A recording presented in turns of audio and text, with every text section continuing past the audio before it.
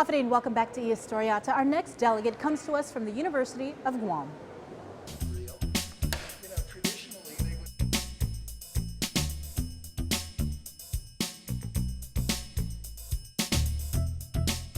Hello, my name's Rifkowitz. I'm a professor of art here at the University of Guam, teaching in the three-dimensional areas. The Festival of Pacific Arts and Culture on Guam was Lewis's very first one to participate in. I've been here at the university since 1989, and I've watched a number of my colleagues travel off to FestPac, and it's been, rather exciting to hear the stories of what's happened and, the interactions between the cultures.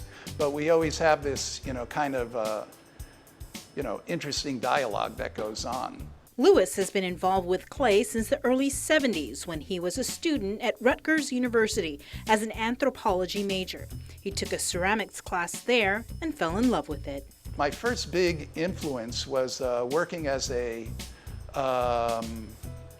apprentice for a Japanese artist. His name was Katsuyuki Sakazumi, and he was in New Jersey, where I lived, building a Japanese onigama kiln, or a hill kiln as they call it. Very traditional 17th century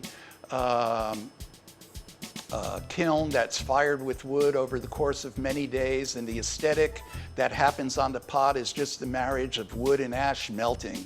And it was really beautiful, and it kind of spoiled me because I got to reach this pinnacle before I knew a lot about clay, but it was wondrous at the same time.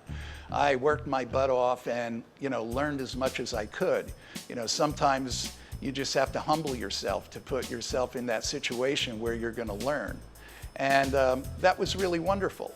After his apprenticeship, Lewis moved to Kansas, where he received a Bachelor of Fine Arts from the Kansas City Art Institute. Eventually, he moved to Montana for his graduate work at Montana State University. I ended up figuring, well, what's next to do? So I moved to Seattle and, fell in love there. And it's a beautiful city, but it really wasn't a way to support myself. I was doing what every artist does. I was painting houses, waiting tables, doing all sorts of odd jobs. But things would change when he was offered a job at the University of Guam. A number of applications went out, 2 offers came in, and one intrigued me. It was a small little island in the Western Pacific that I knew nothing about at the time, but I soon discovered would spend my life at, and that's how I got to Guam. In 1989, he moved here and hasn't left since. Guam has been exciting. I came here and fell in love with the ocean. Living in the middle of the country in Kansas City and then in Montana, I didn't see many oceans, so this was like, hitting the water. It was like seeing life for the first time, and when I first learned how to dive, that blew me away. During the Festival of Pacific Arts and Culture, Lewis was stationed at the Isla Center for the Arts at UOG. It's where you can find him and enroll in a class. I teach the entire spectrum of classes. I teach basic ceramics, and within the basic ceramic class, I also have, a table over there for students who want to continue in intermediate ceramics and advanced ceramics, and work with them in developing their ideas and their techniques, okay? I can never make a full class out of that because we don't have the density of students who would continue.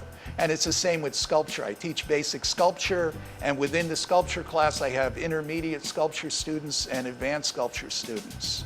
I teach a 3D design class, which is really fun, and I'm trying to keep it current.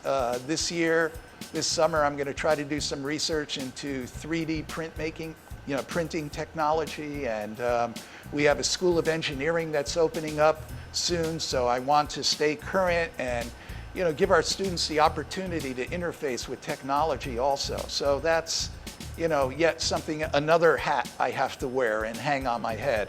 But, I'm kind of that way. I'm Mr. Tangent. I go up on these tangents, and it's really wonderful. I love learning, so, I can do that.